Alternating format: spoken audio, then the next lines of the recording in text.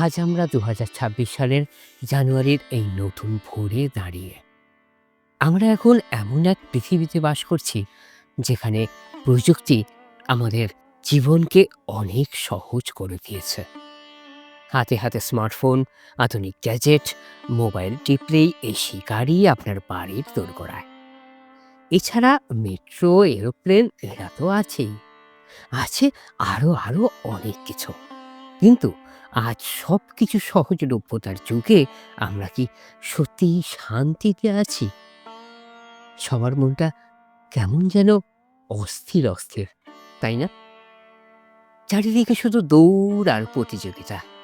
কিন্তু এই জানুয়ারির সকালে নিজেকে কি একবারও প্রশ্ন করেছেন, এই দৌড় কোথায় গিয়ে শেষ হবে? আমরা কি সত্যিই সুখী হতে পারছি?